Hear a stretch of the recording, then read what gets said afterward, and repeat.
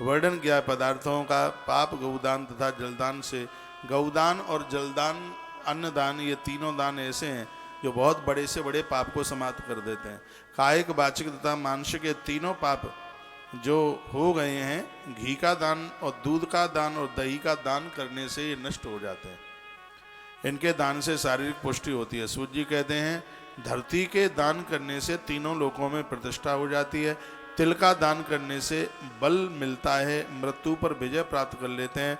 स्वर्ण का दान करने से जिनका जठर खराब होता है, भोजन पचता नहीं है, उसकी मंद अग्नि है, उसकी जठराग्नि बढ़ जाती है और उसको पौष्टिकता प्राप्त होती है। ये स्वर्ण दान की महिमा है। वस्त्र दान को दान करने से उम्र बढ़ती है, आयुष बढ़ता है। ये मैंने पहले भी बोला है। विश्वास नहीं है तो 15वें अध्याय का श्लोक नंबर 48 पढ़ करके देख लें, जिसमें लिखा हिरण्यम जठर अग्निस्थु। सोने का दान करने से जठर की अग्नि प्रभावित होती है। वीर्यदम तथा उसको बल मिलता है। आज्यम पुष्टकरम विद्याद वस्त्र आयुष करम विदु। वस्त्र का दान करने से आयु बढ़ती है, उम्र बढ़ती है। वस्त्र के दान की इतनी बड़ी महिमा है। सगरी वस्तुओं के दान की बात बताई गई है। गुड़ का दान करने से गुड़ का दान करने से भी घर में धन्य धान्यता की वृद्धि होती है, बढ़ोतरी होती है। चांदी का दान भी ताकत बढ़ाता है। लवण दान अन्न की कमी नहीं आने देता घर में। नमक के दान की इतनी बड़ी महिमा है, रसोई में किसी भी प्रकार की कमी नहीं आती। इतना ही नहीं, पेठे का दान इस लोक और परलोक को संभाल देता है। इसलिए तो मैं कहता हूँ हर एकादशी को पेठा बांटो। 50 नंबर के श्लोक में पेठे के दान की बात कही गई है। ये पेठे का दान भी कुष्मांडम पुष्टदम विदु, बहुत बड़ी पुष्टदा धरती के संपूर्ण भोगों को प्रदानित कर देता है। इतनी बड़ी महिमा है पेठे के दान की। पेठे के दान की भी अद्भुत महिमा का वर्णन किया गया। कन्यादान से जीवन पर्यंत धरती पर किसी भी चीज की कमी नहीं आती। कन्यादान की इतनी बड़ी महिमा। धरती पर वह माता पिता बड़े भड़भागी है, भाग्यशाली है जिनको बेटी का कन्यादान करने का सौभाग्य प्राप्त हुआ है। सरसों का साग दान करने से ऋतुओं में होने वाले रोग हैं, व्यक्ति उनसे बच जाता है। सब्जियों के भी दान की बात कही गई। सरसों के तेल के दान की बात कही गई। बताया गया है कि ये सब चीज़ें व्यक्ति को आरोग्यता भी देती हैं। इस प्रकार से बुद्धिमान व्यक्ति को चाहिए कि वह इस ग्रंथ में जो सुन रहा है इनका आनंद जीवन में उतारे। भाइयों तथा राजा के भय से कर्म के फल में विश्वास करना। देखो क्या कहा गया है, इसमें कहा गया कि राजा के भय से, राजा के भय से का राजा ले लेगा टैक्स के द्वारा, भाई ले लेगा, इसको परिवार के लोग ले लेंगे। ऐसे इस प्रकार से भयभीत होता हुआ व्यक्ति भी यदि दान पुण्य कर लेता है तो उसका दान पुण्य आने वाले समय में अगले जन्म में भी उसकी दरिद्रता को वह दान समाप्त कर देता है। दरिद्रता का नाश करता है दान। वस्तुओं के अभाव में देखो लिखा है कोई भी चीज देने के लिए नहीं है, वस्तुओं के अभाव में मीठी वाणी बोल करके लोगों को प्रसन्न चित्त करे। मधुरभाषी व्यक्ति की मधुर वाणी को भी इस ग्रंथ में दान का रूप माना गया है। तो मधुर वाणी बोले 56 नंबर के श्लोक में कहा गया है, लिखा है बंधुराज भयाद बुद्धि श्रद्धा साच कनीयसी सर्वाभावे दरिद्रस्तु बाचा वा कर्मणा यजेत। वाचकम यजनम विद्या मंत्र स्तोत्र जपादिकम। पैसा नहीं है तो भगवान का मंत्र जपे, पाठ पूजा करे, तीर्थ यात्रा करे और शरीर से सेवा करे। इससे भी वो अपने कल्याण के मार्ग को प्रशस्त कर लेता है। व्रत करे, जिस किसी उपाय से ईश्वर की आराधना हो सके तो व्यक्ति को भगवान की आराधना करनी ही चाहिए। इसमें वह बिल्कुल न चूके। इस प्रकार से इन प्रसंगों में इन अद्भुत बातों का वर्णन किया गया है। उसके तत्पश्चात पार्थिव पूजा के ऊपर इस ग्रंथ में शिव महापुराण में पार्थिव पूजा के ऊपर बड़ा जोर दिया गया। आइए सुनिए। ऋषिगण कहते हैं सूजी महाराज आप हमें थोड़ा पार्थिव पूजा के बारे में बता दें। पार्थिव प्रतिमा पूजा विधानम ब्रूहि सत्तमा। येन पूजा विधा देना सर्वाभीष्टमाप्स्यते। आप हमें इस पूजा के बारे में बताएं। तो सूत जी कहने लगे, सुसाद प्रश्नम यस्माभिः सदा सर्वार्थदायकम सद्यो दुःखस्य शमनं शृणुतु प्रभुमेव। जो तुमने मुझे पूछा है और जिसके लिए मैं बता रहा हूं, इसको जो लोग सुनेंगे संपूर्ण दुखों से बाहर हो जाएंगे। यह पार्थिव पूजा सभी अभिष्ट वस्तुओं को प्रदानित करती है। पार्थिव पूजा कहते हैं मिट्टी के शिवलिंग बनाना। माताओं के लिए सबसे ज्यादा शंकर जी की जो प्रभावशाली पूजा है, इसी ग्रंथ में लिखा है, वो है पार्थिव पूजा। चारों वर्ण के लोग इसको पूजा कर सकते हैं। इसमें कुछ बातें बताई गई हैं, जैसे ब्राह्मणियां पूजा करें तो मिट्टी लें सफेद, श्वेत रंग की मिट्टी पार्थिव पूजा के लिए ब्राह्मणों के लिए। क्षत्रियों के लिए लाल रंग की मिट्टी ये लिखा है इसमें। वैश्यों के लिए थोड़ी पीले रंग की मिट्टी और कनिष्ठ वर्ण के व्यक्ति के लिए सांवले रंग की मिट्टी। सफेद रंग की मिट्टी विचार देती है। सफेद रंग की मिट्टी से शिवलिंग बनाए जाएं तो लोग वैज्ञानिक भी बन जाएं तो संशय न समझना। लाल रंग की मिट्टी के शिवलिंग बना करके इससे आयु की रक्षा होती है, जीवन की रक्षा होती है। पीली मिट्टी के शिवलिंग बना करके उसका पूजन किया जाए तो इससे घर की समृद्धि बढ़ती है। और सांवले रंग की मिट्टी से शिवलिंग बना करके पूजा जाता है तो इससे सेवा का भाव बढ़ता है। तो चार रंग की मिट्टी। और ये मिट्टी कैसे लाई जाए? कहा पोखर जलाशय, वहां से सरोवर में से मिट्टी लाइए, पहले उसको सुखाइए, फिर उसको बारीकी से पीसिए, फिर उसमें गौ माता का कच्चा दूध, गन्ने का रस, तिल का तेल और चूल्हे की राख, इन सब चीजों को उसमें डाल करके फिर मिट्टी को तैयार कीजिए। और उस मिट्टी में से अंगूठे के बराबर मोटाई और इस उंगली के बराबर ऊंचाई, इस प्रकार से अंगूठे के बराबर ऊंचाई और इसके बराबर उसकी मोटाई। बहुत बहुत लोग तो इतने बड़े बड़े बना देते हैं। उसकी भी विधि और निर्माण की बात कही गई है। आइए प्रसंग को आगे के लिए बढ़ा रहा हूं। इस पार्थिव पूजा में स्त्री तथा पुरुष दोनों का अधिकार है। स्पष्ट लिखा है। श्लोक नंबर आप देख लेना, 5 नंबर का श्लोक है, 16 नंबर के अध्याय का 5 नंबर का श्लोक। इसमें लिखा ततो मृदाद प्रथमा पूजा भीष्ट प्रदा भुवि। चौथाई है पुरुषाणाम च नारीणाम अधिकारोत्र निश्चितम। इसमें पुरुष और नारी दोनों का अधिकार, इसमें कोई संशय नहीं। किसी की बातों में मत आ जाना। यदि तुमसे कोई ये कहे कि स्त्री शंकर की पूजा की अधिकारी नहीं है तो वो व्यक्ति कह रहा है जिसने ग्रंथ शास्त्र देखे ही नहीं, पढ़े ही नहीं। इसमें लिखा है महादेव के शिवलिंग पूजन में स्त्री और पुरुष का दोनों का समान अधिकार है, बिल्कुल एकदम अधिकार है। श्लोक नंबर बता देना उनको, कह देना विद्येश्वरी संहिता के अध्याय नंबर 16 के श्लोक नंबर 5 में इजाजत दी गई है। इसमें लिखा है पुरुषाणाम च नारीणाम अधिकारो तो निश्चितम। इसमें स्त्री पुरुष दोनों को अधिकार है शिव के शिवलिंग की पूजा करने का। नद्याम तड़ागे कूपेवा जलांतर मृद महारेत। इसका अर्थ मैंने अभी बता दिया है, नदियों का, सरोवरों का, कुएं का, और वहां से। और ये सबसे ज्यादा प्रभावशाली तब है जब उसमें पानी हो, तब उसमें से मिट्टी निकाली जाए। कभी कभी पोखरें सूखी होती हैं, उसमें पानी नहीं होता, मिट्टी खुद के लिए आए।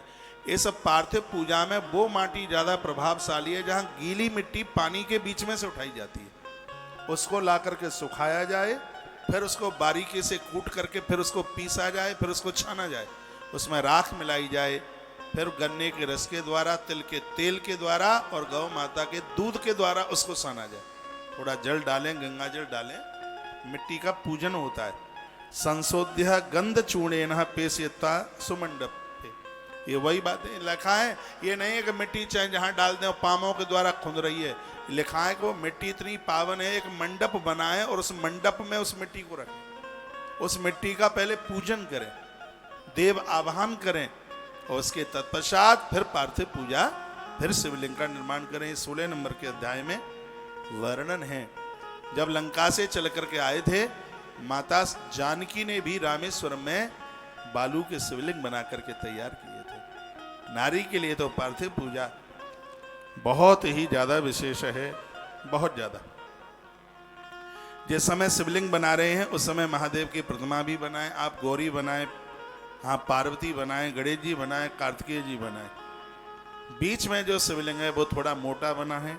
पद्मासन पर बैठे हुए भगवान शंकर की छवि बनाए, ऐसी प्रतिमाओं को आप रूप दें। मनुष्यों को चाहिए कि वो गणेश, सूर्य, ये सब वो बना सकते हैं। विष्णु, अम्बा, शंकर, इनकी सभी ये 5 देवताओं की उपासना की बात 8वें नंबर के श्लोक में कही गई है, जिसको पंचदेव उपासना कहते हैं। कौन कौन से देवता हैं? लिखा गया है कि विघ्नेशा आदित्य विष्णु नाम अम्बायांश शिवस्य च शिवस्य शिवलिंगम च सर्वदा पूजयेत् ध्वजः। इसमें लिखा है कि जो पंचदेव उपासना नहीं कर पाता, किसी कारणवश यदि शिवस्य शिवलिंगम चाह, भगवान महादेव के शिवलिंग का पूजन कर लिया, तो उसको तत्क्षण संपूर्ण देवताओं की पूजा करने का उसे फल प्राप्त हो जाता है। इसमें कोई संशय वाली बिल्कुल भी बात नहीं है। भगवान को पूजा करा करके समा के चावलों की खीर बना करके अन्न का नैवेद्य लगाएं। घर में यदि पूजा हो रही है, शिवलिंग को 1 पाव नैवेद्य, 1 पाव कहते हैं पौआ भर, 1 पाव से लेकर के 5 पौए तक, यानी 1.25 सेर नैवेद्य का भोग लगाने की बात कही गई है। ये बात मैं पहले भी बोल गया हूँ, उपवास के दिन देवताओं को अन्न का भोग लगाने पर कोई दोष नहीं लगता, ऐसा इस ग्रंथ में लिखा है। अन्न का भोग लगाएं। इससे भी अधिक जो मैंने 1.25 पौआ यानी 1.25 सेर इसमें लिखा है, इससे भी ज़्यादा आप भोग लगा सकते हैं। यह 11 नंबर के श्लोक में बात लिखी गई है, और ये मैं बोले देता हूँ आपके बीच में। दैवम प्रशस्त्रियम योग्यम स्वयंभू प्रस्ता पंचकम, 5 पौआ पंचकम एवं पूर्ण फलम विद्या अधिकम वैद्यम। इससे अधिक भी और इससे कम भी आप देवताओं का भोग लगा सकते हैं। दिया जरूर जलाएं। 17 नंबर के श्लोक में लिखा है, देवताओं को दिया जलाने से ज्ञान की वृद्धि होती है। हाँ, और तांबूल का भोग लगाने से, भगवान को तांबूल चढ़ाने से भोग संसार की वस्तुएं मिलती हैं। 17 नंबर का श्लोक है, बोले देता हूँ। दीपः ज्ञानमवाप्नोति तांबूलाद भोगमाप्नुयात्। भगवान को आप दिया जलाते हैं, निश्चित रूप से इससे ज्ञान की वृद्धि होती है। मैं इस कथा में आता हूँ, आते ही दिया जलाता हूँ, कथा कहने में मन लगे, मेरा शब्द इधर से उधर ना भटक जाए। आते ही मैं यहाँ सबसे पहले दीप प्रज्वलन करता हूँ, दिया जलाता हूँ, क्योंकि दिए के द्वारा स्पष्ट लिखा है इसमें ज्ञान की वृद्धि ली। पहले तो ये बताइए, मैं आपको जो निवेदन कर रहा हूँ, बोल रहा हूँ, क्या बात समझ में आ रही है? एक बार जयकारा लगाइए, बोल भक्त वत्सल भगवान की जय हो। श्री हनुमंत बलवंत महाराज जय हो। जय जय श्री राधे श्री राधे श्री राधेश। तो दिया जलाने से ज्ञान, तांबूल का भोग लगाने से संसार की वस्तुओं की प्राप्ति होती है।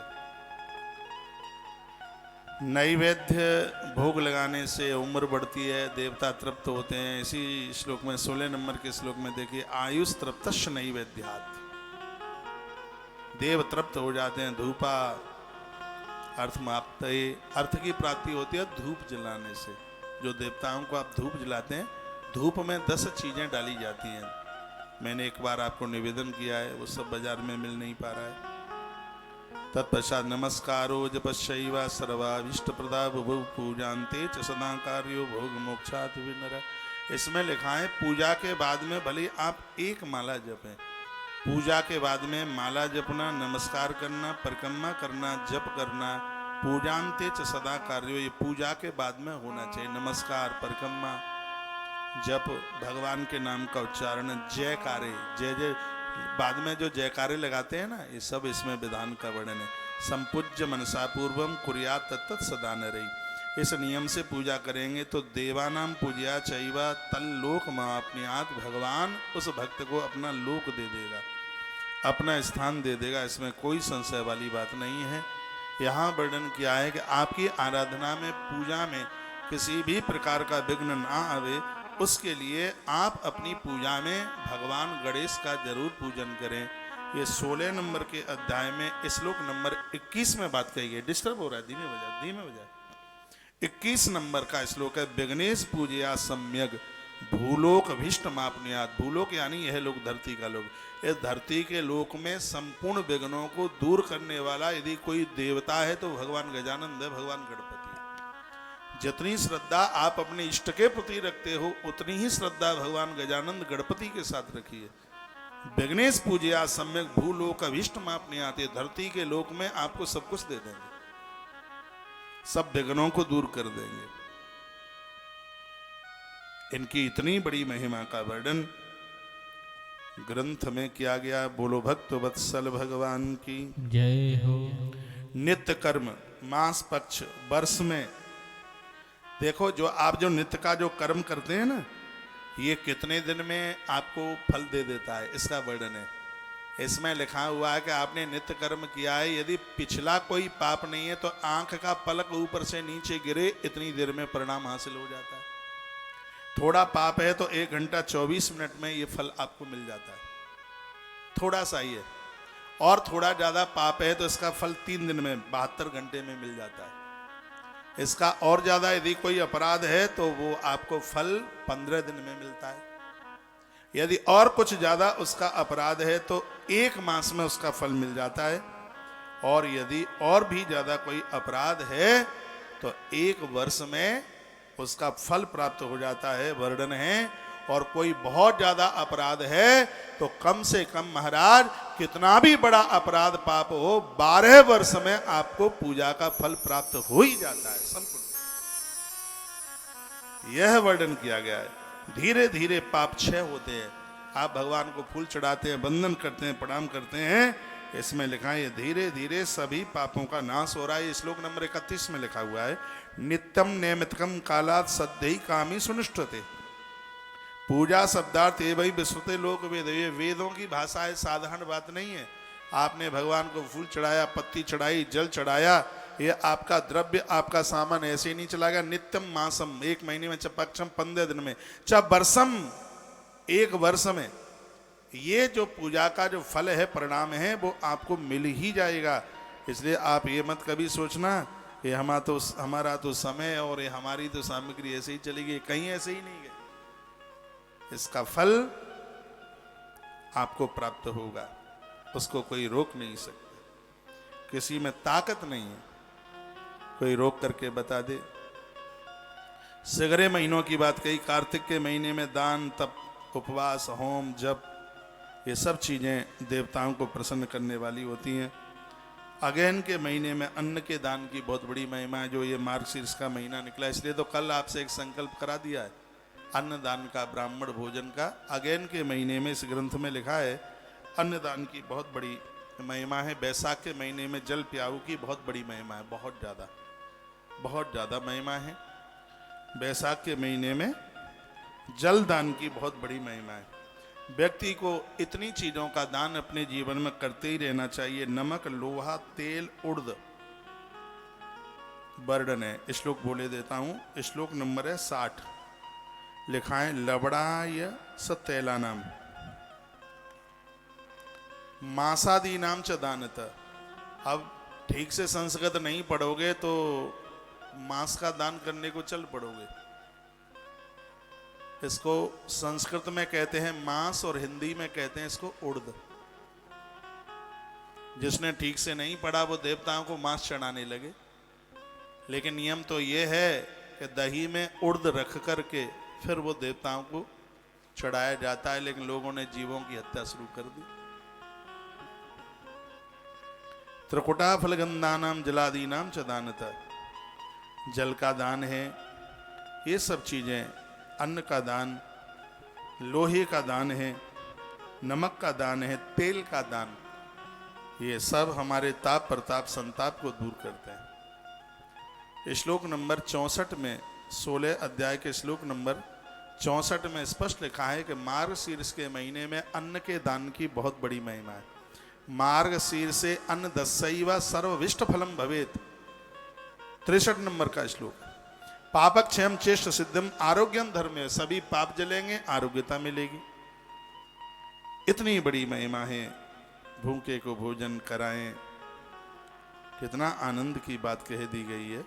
इन सब चीज़ों से इष्ट सिद्धि हो जाती है। आप भूखे को भोजन, ये दान पुण्य करते हैं, इससे इष्ट की सिद्धि होती है, आरोग्यता मिलती है, धर्म हमारा परिपक्व होता है।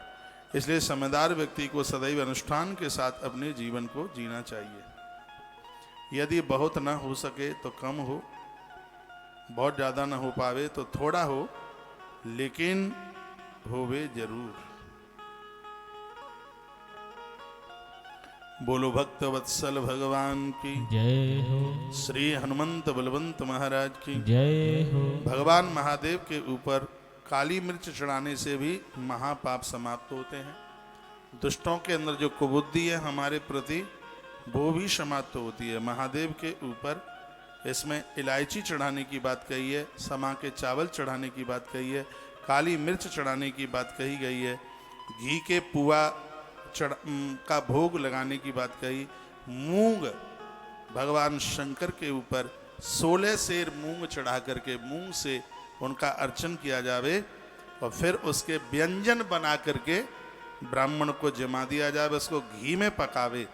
तो इसमें लिखा है उसके 12 मोदक 12 लड्डू बना दे उसमें से, और 16 सेर तो बहुत हो जाएंगे और बांट दे ब्राह्मणों को, इतना उसमें से बचा ले जिसमें से 12 लड्डू बन जाएं। घी में उसको पका करके और फिर उसको दही के साथ में और फिर आप उसको ब्राह्मणों को आप जमा दें, जिससे भगवान महादेव अतिशय प्रसन्न होते हैं। तो सिगरी बातें लिखी हैं, ये महानैवेद्य में आता है। ये जो 16 से मूंग के लड्डू बनाकर इसको इसमें महानैवेद्य के रूप में बताया गया, ये महानैवेद्य के रूप में इसकी गिनती की गई है, जिससे भगवान शिव को अति खुशी होती है, भारी प्रसन्नता होती है।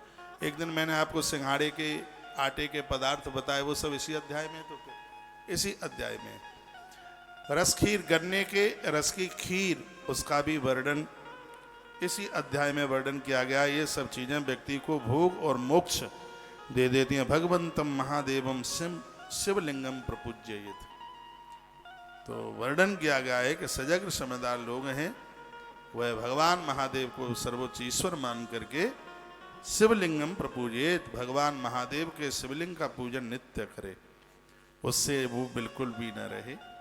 बताया गया है कि जिसके जिव्या पर भगवान का नाम ओम नमः शिवाय, भाल के ऊपर भस्म है और माथे के ऊपर त्रिपुंड है, वर्णन किया है कि ऐसे व्यक्ति का तो दर्शन करने से ताप प्रताप संताप दूर हो जाते हैं। वर्णन किया गया, पंचाक्षरम पंचलक्षम जपे शिव मनुस्मरण, हर साल कोई 5 लाख, एक महीने में हो जाए तो बहुत बड़ी बात है। शंकर के भक्तों को चाहिए एक साल में तो कम से कम 5 लाख नमः शिवाय ओम नमः शिवाय मंत्र का जप करे। भगवान महादेव ऐसी कृपा कर देंगे भैया, दुनिया में वो ऐसे चमकेगा जैसे 27 नक्षत्रों के मध्य में चंद्रमा शोभा प्राप्त करता है। उसको इतनी चमक, उसको इतनी चमक दमक मिलेगी। एक बार जयकारा लगाओ, बोलो भक्त वत्सल भगवान की जय हो। श्री हनुमंत बलवंत महाराज की जय हो। आज के आनंद की जय हो। वर्णन किया कि भगवान शंकर कहते हैं जो शिवलिंग है साक्षात वह है, शिवलिंग को बिल्कुल मेरा ही रूप समझे, इसमें मेरी पूरी शक्ति है। इसके नीचे जो जलेरी है वो साक्षात परम्बा है, शक्ति लिंग। और भगवान ने कहा है कि इस अभिषेक की पूजा तभी है पूर्ण मानी जाती है जब इसको जलहरी के ऊपर स्थापित किया गया। जलेरी को जलेहरी के साथ उसका पूजन किया गया है, तभी अभिषेक अपने आप में पूर्ण माना गया। ऐसे नर्मदेश्वर हैं, कल मैंने निवेदन किया है, और जो पिंडियाएँ शिवलिंग जिस धातु का जलेरी उसी की होनी चाहिए। लेकिन ऐसे भगवान नर्मदेश्वर हैं जिनको बाणलिंग के नाम से जाना जाता है। इसमें बताया गया है कि नर्मदेश्वर को किसी भी जलहरी के ऊपर आप स्थापित कर सकते हैं। चांदी की जलहरी में इसको आप रखते हैं, पानी जितना टपकता है, ये गरुड़ पुराण के अंतर्गत लिखा है। शिव तत्व का वर्णन गरुड़ पुराण में भी तो है। वह पूरा का पूरा जल बताया गया है कि वो सीधा का सीधा पितृलोक के लिए वो जल पहुंचता है। इसलिए हमने बहुत बार कहा है कि इधर से हम आपको दे देंगे नर्मदेश्वर, उसकी एक जलेरी आप बना लीजिएगा। एक बड़ी सुंदर बात कही है। मैं अध्याय नंबर 18 में पहुंच गया हूँ। 18 नंबर के अध्याय के श्लोक नंबर 46 में कहा है, जो लोग नित्य महारुद्राभिषेक करते हैं उनको 8 सिद्धियां चल के आ जाती हैं। अणिमा, गरिमा, महिमा, लघिमा ये सब आ जाती हैं। श्लोक है श्लोक नंबर 46 श्लोक है अध्याय नंबर 18 का। लिखा है इसमें ऐश्वर्यम पौरुषम विद्यात् अणिमा अष्ट सिद्धिदम। पूरा ऐश्वर्य मिलता है, पौरुषत्व मिलता है, विद्या मिलती है और अणिमा आदि 8 सिद्धियां उनको मिल जाती हैं जो नित्य रोजाना भगवान शंकर का नित्य नित्य रोजाना अभिषेक करते हैं। वर्णन किया गया। नर्मदेश्वर घर में हो तो बहुत अच्छा है, बहुत बढ़िया है। नहीं तो यहां वर्णन किया है कि माताओं के लिए 2 ही शिवलिंग की ज्यादा पूजा की महिमा बताई गई है। एक है स्फटिक और एक है बाण लिंग, दूसरे शब्दों में जिसको नर्मदेश्वर कहते हैं। नारी के लिए यही ज्यादा प्रभावशाली है। पारदेश्वर और कौन कौन से हैं वो सब उतने प्रभावशाली नहीं हैं जितना कि स्वयं महादेव कहते हैं। स्फटिकम बाण लिंगम च सर्वेशाम सर्व कामदाम स्वीया भावे न्यदीयम तु पूजायाम न निषिद्ध। स्त्रीणाम तो पार्थिवम लिंगम सब भर्तृणा विशेषतः। नारी के लिए पहले नंबर पर है पार्थिव पूजा, मिट्टी के शिवलिंग बनाकर पूजन करके विसर्जन करे, और वो व्यवस्था नहीं बनती है तो फिर उसके लिए स्फटिक के शिवलिंग भगवान नर्मदेश्वर बहुत ज़्यादा प्रभावशाली है। विधवानाम प्रभुतानाम स्फाटिकम पर कीर्तितम। जिस नारी को पति नहीं है ऐसी नारी स्फटिक के शिवलिंग का, नर्मदेश्वर भगवान के शिवलिंग का वो करती है, अभिषेक पूजा पाठ करती है। समझ लीजिए कि उनके लिए धरती पर वरदान है। ये 3 शिवलिंग की बड़ी महिमा है जिसको कोई भी कर सकता है, आराम से कर सकता है। कि मिट्टी के शिवलिंग, एक है नर्मदेश्वर और एक है स्फटिक के शिवलिंग। विधवानाम निवृत्तानाम रसलिंगम विशिष्यते वालेवा यौवने वापी वार्धके वापि सुब्रता शुद्ध स्फटिक लिंगम तुम स्त्रीणाम तत्सर्व भोगदम। देखो लिखा है शुद्ध स्फटिक लिंगम तु, श्लोक नंबर 53। शुद्ध स्फटिक के शिवलिंग है स्त्रीणाम सर्वभोगदम। नारी को सब कुछ दे देंगे। कुंवारी बेटियां पूजा करेंगी, अच्छा घर और वर मिलेगा। विवाह के बाद स्त्रियां पूजन करेंगी, पति के साथ अच्छी बनेगी, परिवार दिन दूना रात्रि चौगने के रूप में बढ़ेगा। इसमें बिल्कुल किसी भी प्रकार का कोई भी संशय नहीं है। 4 वर्णों के लिए शिवलिंग की बात कही गई। वैश्यों के लिए कहा गया स्वर्णलिंग वैश्यों को मां धनाधिपति। अब सोने के शिवलिंग कहां से चल करके आएंगे? सोने के शिवलिंग की बड़ी महिमा 49 नंबर के श्लोक में की है। स्वर्णलिंगम तो वैश्यानाम महाधनपतित्वतम। सोने के शिवलिंग पर कोई पूजा अर्चना बंधन करता है, महाधनी हो जाता है। और मैं तो कहूंगा कि नर्मदेश्वर एक ऐसे बाणलिंग, ये भगवान महादेव की पिंडी है। यहां तो जो सोच लोगे वही पूरा हो जाएगा। सबसे आनंद की बात यह है कि नर्मदेश्वर के ऊपर चढ़ा हुआ प्रसाद कोई भी ले सकता है। सबसे आनंद की बात है। और शिव पिंडियों पर अधिकार नहीं है सबके लिए। भस्म की बात कही गई। एक बात है लिखने के लायक, पूजा की सामग्री को स्वान सूंघ के चला गया हो, देवताओं को सूंघ के चला गया हो। मंदिर में स्वान की, कुत्ते की छाया पड़ जाए तो मंदिर को शुचिता कैसे मिलेगी, उसको शुद्धि कैसे मिलेगी? कोई सामग्री है, भगवान की प्रतिमा ही है समझ लीजिए, उसमें तो मुंह डाल दिया वो तो फेंकना ही पड़ेगा। लेकिन ये समझ लो कि वो देवताओं को ही चाट के चला जाए। आजकल तो कुलता कल्चर इतना चल रहा है, मम्मी पापा के लिए जगह नहीं है लेकिन कुतरे के लिए घर में जगह जरूर होती है। और वो कुतरा पूरे दिन मुंह चाटता ही रहता है, वो सबका ही चाटता है घर में।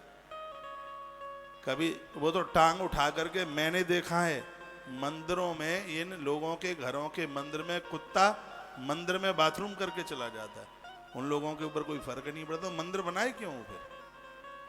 इसमें तो ये लिखा है कि कुतरे की छाया भी पड़ जाए, वो सूंघ करके चला जाए तो मंदिर अपवित्र हो जाएगा, प्रतिमाएं अपवित्र हो जाएंगी, वो चटक जाएंगी, फटक जाएंगी, टूट जाएंगी, फूट जाएंगी। मैं श्लोक बोल रहा हूं, लिखा है 18 नंबर के अध्याय का श्लोक नंबर 60। लिखा है स्वाद विदूषितानां चह श्वान कहते हैं ना इसको, कुत्ते को संस्कृत में। यदि श्वान ने इसको दूषित कर दिया है तो इन प्रतिमाओं को शुद्धि कैसे मिलेगी? भस्मनाम शुद्धिरिष्यते, राख के द्वारा महादेव के ऊपर राख चढ़ाएं, भस्म चढ़ाएं और उस भस्म के द्वारा उन देवताओं का मार्जन करें। कौन सा भी देवता हो, महादेव के ऊपर चढ़ी हुई भस्म के द्वारा, उस भस्म के द्वारा भगवान को रिगड़ें, उसके बाद में निलाएं, तब ही देव प्रतिमा शुद्ध हो पाएंगी। यहीं से भस्म महिमा को आरंभित किया गया। आचार्य जी समझ रहे हैं? कथा बोर तो नहीं कर रही? ग्रंथ रखे हैं वो। श्लोक नंबर 60 में कही है, स्वादिभिर्दूषितानाम चह, कुतरे ने जिसको अपवित्र अशुद्ध कर दिया है, भस्म नाम शुद्धिरिष्यते है, तो उसकी शुद्धि भस्म के ही द्वारा होगी। सजलम, पवित्र जल, निर्जलम, निर्जल उसे कहते हैं जहां एक भी मकान दुकान कुछ भी नहीं हो, गांव गृहस्थी कुछ भी नहीं हो, वहां का बहने वाला जल है, उसको निर्जल कहते हैं, उसको बड़ा पवित्र माना गया।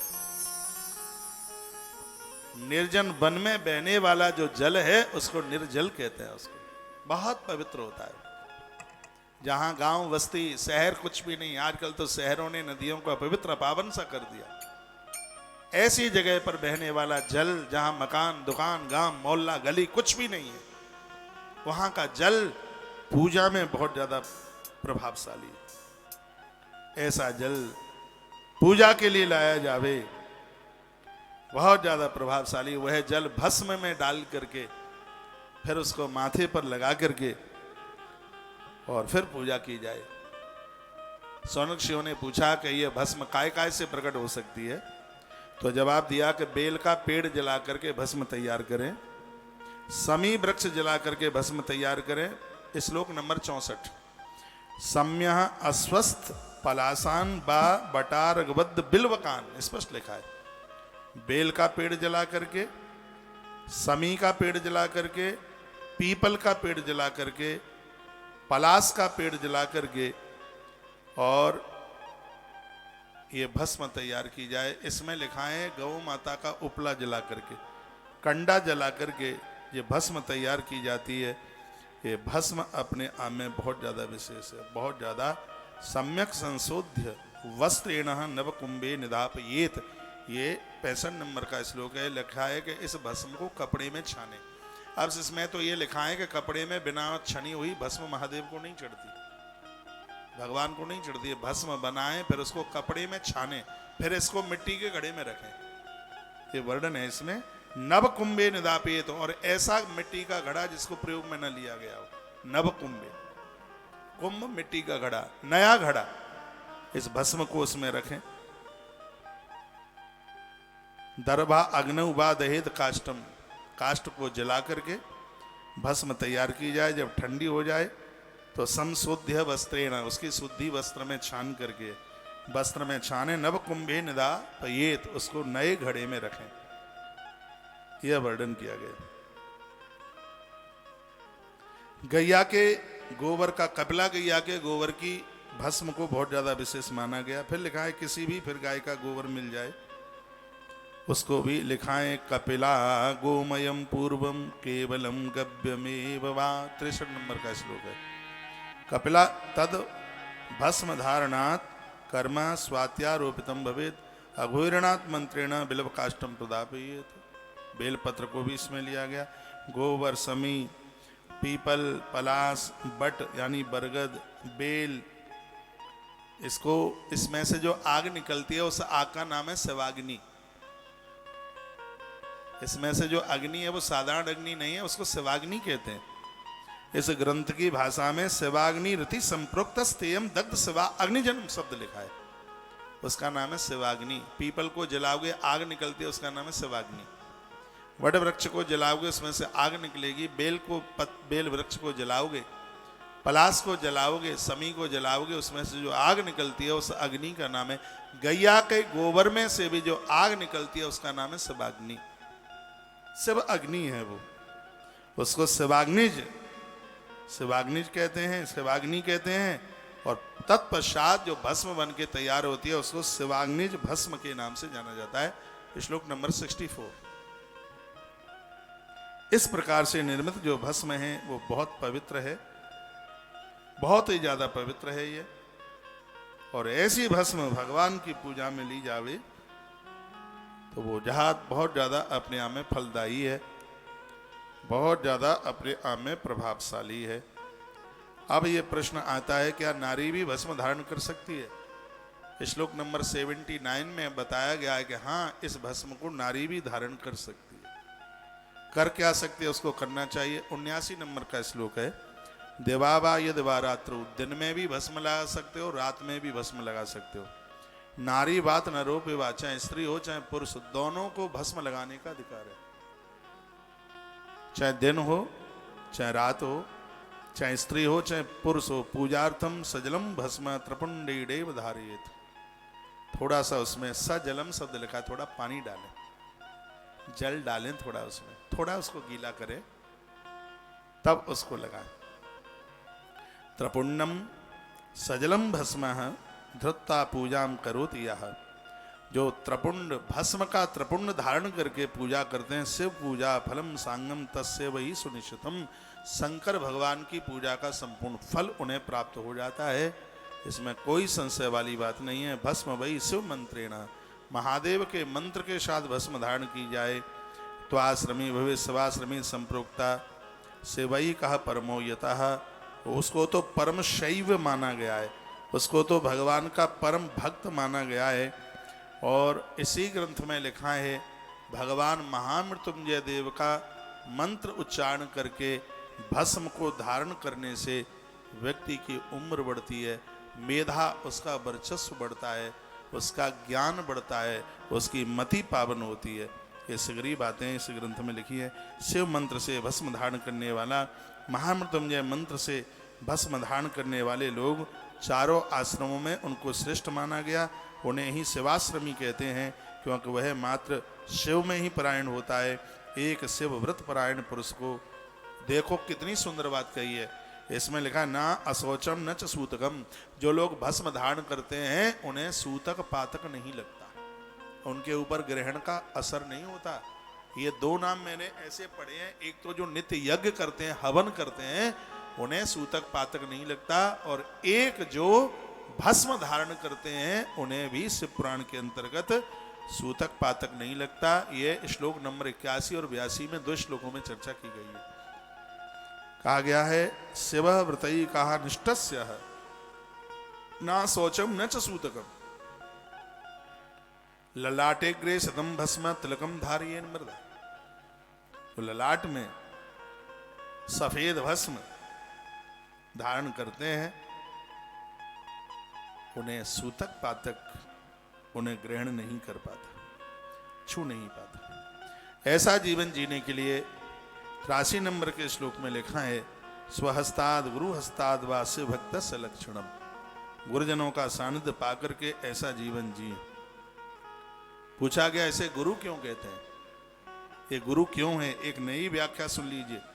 इसे गुरु क्यों कहते हैं? गुरु उसे कहते हैं जो अपने शिष्य में गुण भर दे, इसलिए इसका नाम है गुरु। श्लोक नंबर 83 देखिए, गुणान रुंध इति प्रोक्तो गुरु शब्दस्य विग्रह। ये गुरु इसलिए है क्योंकि ये शिष्य में गुण भर देता है। जो शिष्य में गुण ना भर पाए वो काय का गुरु है? शिव महापुराण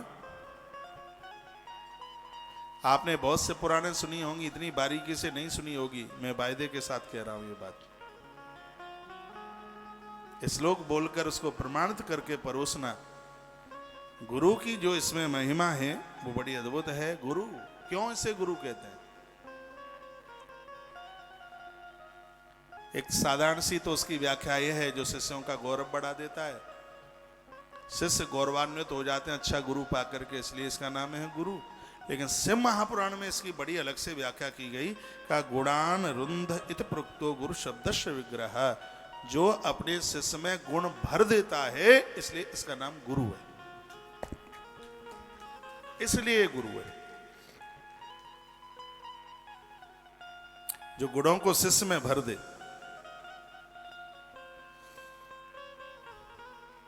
फिर शिष्य किसे कहते हैं? फिर शिष्य कौन है? फिर शिष्य की परिभाषा क्या है? कभी सुना है आपने? कभी विचार किया? शिष्य किसे कहते हैं? गुरु और शिष्य का ये संबंध बड़ा अलौकिक है। शिष्य किसे कहते हैं? 88 नंबर के श्लोक में इसका वर्णन किया गया है। 83 नंबर में गुरु की व्याख्या और 88 नंबर के श्लोक में शिष्य की व्याख्या लिखा है। जो अपने गुरु के शासन को, अनुशासन को मानता है, जो अपने गुरु से सीखता है, उसी को शिष्य कहते हैं। जब वो सीखेगा नहीं तो गुरु गुण भरेगा कैसे? जो सीखने के लिए अपने पात्र को खाली रखता है। देखो सुंदर श्लोक है, तस्माद वही शासने योग्य शिष्य इत्याविधीयते। लिखा है गुरु लोग उसे ही दीक्षा दें जो शिष्य लोग उसके शासन को मान सके, उसके अनुशासन को मान सकें। शिष्य की परिभाषा है जो गुरु का अनुशासन माने। गुरु की परिभाषा है जो शिष्य के अंदर गुण भर दे। जो शिष्य के अंदर गुण भर दे वो गुरु है, और जो गुरु के अनुशासन को माने वो शिष्य है। इसमें दोनों का कल्याण।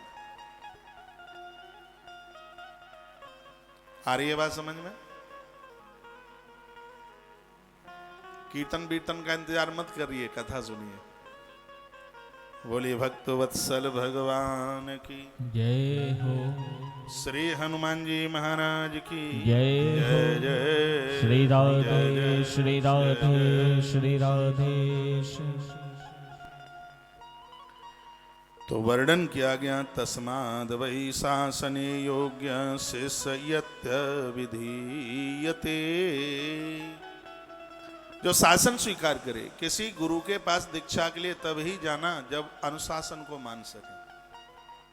दीक्षा लेने के बाद भी पौआ लगाते रहें, उठ पटांग करते रहें, दुराचार करते रहें, कुकर्म करते रहें, तो वही नरक में ठेलम ठेला वाली बात है। फिर शिष्य वही है जिसके ऊपर गुरु का अनुशासन चले, और गुरु वही है जो शिष्य के अंदर गुणों को भर दे। यह दोनों की व्याख्या है। लिखा है गुरु के नाभि के नीचे का जो शरीर है उसको ब्रह्मा कहते हैं।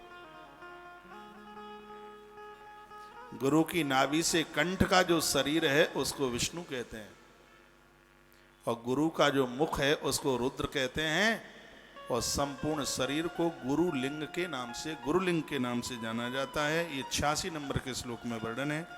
मैं बोले देता हूं आपको। तस्माद गुरु शरीरम तु गुरु लिंगम भवेद बुधा, गुरुलिंगस्य पूजा तो गुरु शुश्रूषणम भवेत। स्वतम करोति शुश्रूषा कायेन मनसा गिरा, उक्तम यदह गुरुणा पूर्वम सक्यम वा सकमेवा करोतेव ही पूतात्मा प्राणैरपि धनैरपि। तस्माद वही शासने योग्य शिष्य इत्तब विधीयते। शब्द लिखा। गुरु को शिव रूप माना गया, भगवत रूप माना गया, और इन्हीं श्लोकों के मध्य की बात है। भगवान शंकर कहते हैं जिस शिष्य के ऊपर गुरु का शासन चलता है, गुरु के गुण उसके अंदर रुध गए हैं, भर गए हैं, ऐसा शिष्य जिस समय गुरु को प्रणाम करता है तो उसका प्रणाम मेरे पास तक आ जाता है। ये भगवान बोले। हम गुरु को प्रणाम क्यों करते हैं? गुरु के माध्यम से हमारा प्रणाम वहां तक ऐसे पहुंच जाता है जैसे डाकिया के माध्यम से हमारी चिट्ठी हमारे रिश्तेदार के पास पहुंच जाती है। पोस्टमैन डाकिया। ये गुरु लोग तो डाकिया की तरह। डाकिया क्या करता है? डाकिया रिश्तेदारों की चिट्ठी लाता है, ला करके आप लोगों को दे देता है। इधर आपके लेटर बॉक्स में पड़ी हुई चिट्ठियों को लेता है, ले जाकर के पोस्ट ऑफिस पहुंचा देता है। आपके लेटर बॉक्स में पड़ी हुई जो चिट्ठी है, ये डाकिया के पास अधिकार नहीं है कि आपके बगल के लेटर बॉक्स में चिट्ठी पड़ी और सीधे आपके रिश्तेदार के यहां पहुंचा दे। नहीं हो पाएगा। उसको पहले उसे पोस्ट ऑफिस पहुंचाना पड़ता है। पोस्ट ऑफिस जाए बिना वो चिट्ठी रिश्तेदार के पास पहुंचती नहीं है। गुरु पोस्टमैन है, डाकिया है। भगवान की कृपा की चिट्ठी हमारे पास दे देता है। हमारे दुख में जीवन के लेटर बॉक्स में पड़ी हुई चिट्ठियां ईश्वर के ऑफिस में पहुंचाता है, कहता है भगत आपका इसके ऊपर कृपा कर दो। ये कार्य गुरु का है, ये गुरुदेव के द्वारा ये बड़ा अद्भुत काम होता है। भगवान कहते हैं जो गुरु की पूजा करता है वह मेरी ही पूजा हो जाती है। गुरु के समर्पण से द्रव्य की शुद्धि और आत्मा की शुद्धि हो जाती है। श्लोक नंबर 95। मैं श्लोक नंबर इसलिए बोलता हूं क्योंकि आप मेरी बात को सत्य समझ लें। 95 नंबर के श्लोक में लिखा है गुरु पूजैव पूजा स्या शिवस्य परमात्मना गुरु शेषम तो इद सर्व आत्मा शुद्धि कर्म भवेत। ये अपना शरीर गुरु से जुड़ जाता है तो शरीर शुद्ध हो जाता है, पावन हो जाता है, पवित्र हो जाता है। गुरु पूजै पूजा स्या शिवस्य परमात्मना, गुरु की जो पूजा की गई है वो पूजा साक्षात शिव की पूजा है, वो भगवान की पूजा है, वो परमात्मा की पूजा है। वो गुरु के समर्पण से हमारे पास में बचा हुआ शेष जो भी कुछ है वो सब आत्म शुद्धि कारक हो जाता है। श्लोक नंबर 95 में ऐसा वर्णन है।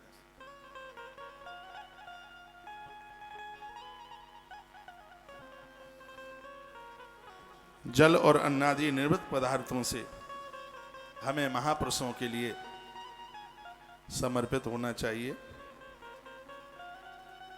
ऐसा वर्णन किया गया है। शिष्य के अज्ञान को दूर करना ये गुरु का कर्तव्य है। अज्ञान दूर करने वाले गुरु को विशेष जानकारी होनी चाहिए। वर्णन है श्लोक नंबर 98 98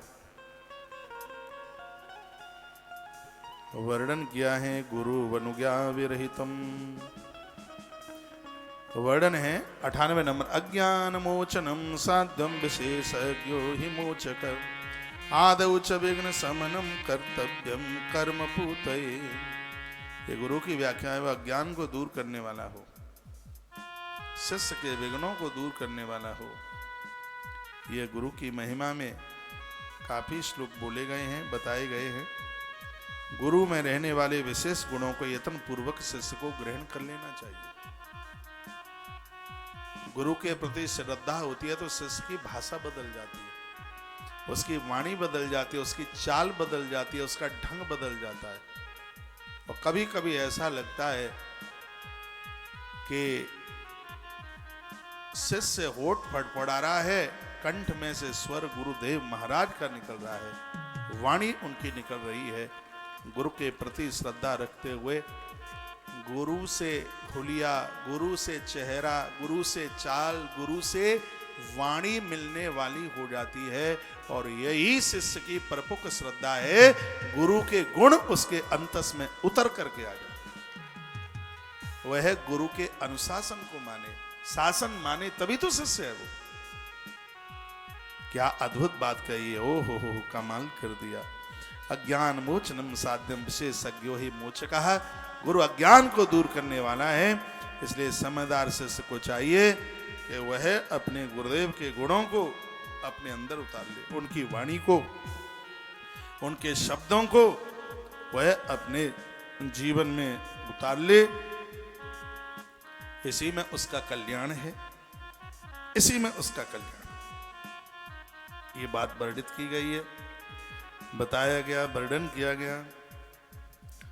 कुछ दान पुण्यों की भी बातें इसमें कही गई हैं, गृहस्थियों के लिए, वानप्रस्थियों के लिए, सब के लिए ये विशेष रूप से बात कही गई। एक बहुत अच्छी बात कही गई है, वो ये है भगवान की पूजा में मौन रहिए, बिल्कुल बोलिए मत। भगवान की जब आप पूजा कर रहे हैं, वेदेश्वर संहिता अध्याय 18 और श्लोक नंबर 150 150 नंबर के श्लोक में कहा गया, शिव पूजा परो मौनी सत्यादि गुण संयुता। देखिए गुरुदेव के गुण कैसे उतर के आ जाएंगे, पूरा एक अध्याय वर्णित कर दिया गया। कोई भी यहां तो शिव पुराण की कथा, इसलिए शंकर जी की बात कही गई है, भगवान की पूजा में मौन रह करके। दो ही तो जगह ऐसी हैं जहां बिल्कुल मत बोलिए, एक भोजन करते समय और एक भगवान का जप करते समय। भगवान की आराधना करते समय शिव पूजा परु मौनी सत्यादि गुण संयुत है। क्रिया तपो जप ज्ञान ध्यान स्वेकम आचरित 150 नंबर का श्लोक है। शिव पूजा करने वाला पुरुष मौन सत्य आदि गुणों से युक्त होकर वह तप जप ज्ञान और ध्यान का वो अभ्यास करे। अब इसमें कुछ बातें लिखी हैं, जो आप भगवान को नहलाते धुलाते हैं, अभिषेक वगैरह करते हैं, इससे ऐश्वर्य मिलता है। किस चीज से क्या मिलता है वो मैं आपके बीच में रख रहा हूं। ऐश्वर्यम दिव्य देहस्य ज्ञान अज्ञान संचय। जब आप पूजा में क्रिया करते हैं उससे ऐश्वर्य मिलता है। जब आप उपवास करते हैं उससे देह के जितने भी दोष हैं वो समाप्त हो जाते हैं। शरीर से होने वाले पाप उस समय समाप्त हो जाते हैं जब हम व्रत उपवास करते हैं। तप से देह के द्वारा होने वाले अपराध समाप्त हो जाते हैं। जप से ज्ञान की वृद्धि होती है, ज्ञान से अज्ञान का नाश होता है। इसलिए शिव सानिध्यता को प्राप्त करते हुए लोगों को क्रिया के साथ उपवास के साथ और अपने विचारों के साथ उसे ईश्वर के साथ में जोड़ना चाहिए। लोग हमारी मूर्ति पूजा का खंडन करते हैं, लेकिन इसमें लिखा है देह से जो आप क्रिया करते हैं इससे ऐश्वर्य की प्राप्ति होती है।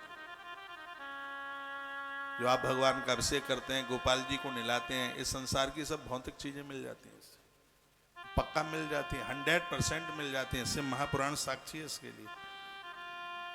151 नंबर के श्लोक में इस बात का वर्णन किया। दिव्य देहस्य ज्ञानम ज्ञान से अज्ञान क्षयम, ज्ञान से अज्ञान समाप्त होता है। शिव सानिध्य मित्यते क्रियादीनाम फलम भवेत्। इसलिए शिव सानिध्यता में रह करके क्रिया योग को समाप्त मत कीजिए। भगवान को नहलाते धुलाते रहिए, पूजा पाठ करते रहिए, आरती उतारते रहिए, भोग लगाते रहिए, ये सब क्रिया योग में आता है।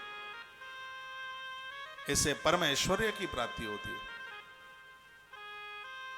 कथाएं और भी आपने सुनी है शिव महापुराण की। अभी मैं मैनपुरी से भी कथा गा रहा था, लेकिन मैं रेवाड़ी की कथा में जितनी भी कथा कह रहा हूं वो टोटली नई कथा। अब वो की वही यहां सुना दूंगा तो क्या मतलब है फिर। और मुझे तो पुराना सुनाना आता नहीं है, कुछ नया ही हो, या कथा बदले या वक्ता बदले, दोनों में से एक चीज बदल जाए। मेरी आप वीडियो पुरानी भी सुन लोगे तो मेरे 28 साल के कोर्स में आज की कथा नहीं मिलेगी। जो मैंने आज शुरू में यहां से बैठकर जो भी कथा आज यहां से गाई है, मेरे 28 वर्ष के बीच में जितनी भी शिव महापुराण की कथा हुई होगी मिलान नहीं करेगी। और मेरी यही कोशिश होती है हर रोज कथा में एक कुछ नया सा, कुछ नवीन सा, कुछ ऐसा मिले। एक बार जयकारा लगा। यहाँ कुछ बातें होंगी पुरानी होंगी, लेकिन फिर भी ज्यादा तरह से मैं कोशिश, और पुरानी वही बात मैं ज्यादा लेके चलता हूं जो मुझे हर कथा में जिसको कहना कंपलसरी जरूरी होता है उसको। एक चौपाई रोज मैं बुलवाता हूं, आज फिर बुलवा दूं,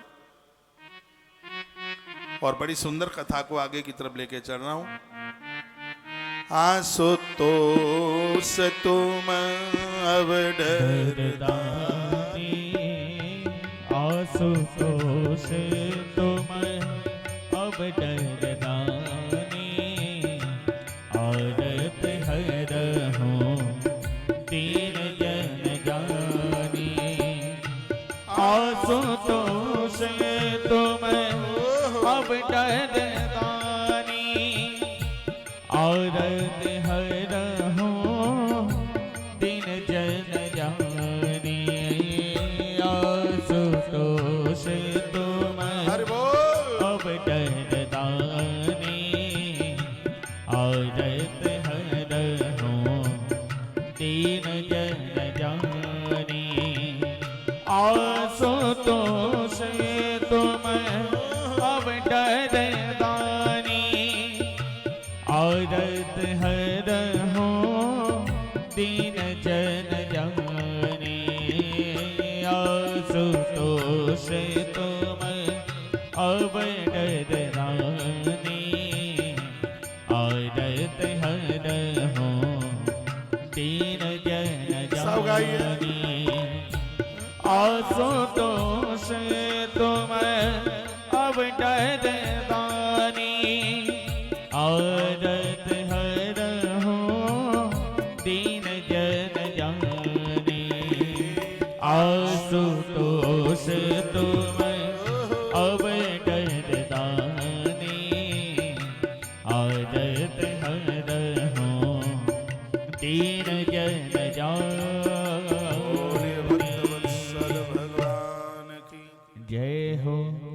18वां अध्याय आप सुन रहे हैं, तो हर अध्याय की एक पुण्य उसकी एक पुण्यता है कि क्या सुनने से क्या पुण्य मिलता है।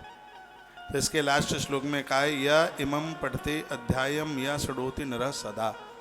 जो भी इस 18वें अध्याय की कथा को सुनेंगे या सुनाएंगे, शिव ज्ञानम सलभते शिवस्य कृपया बुधा, वो लोग ज्ञानी हो जाएंगे, उनका ज्ञान मिट जाएगा और भगवान शंकर उनके ऊपर कृपा कर देंगे। माइक और खोलो भैया।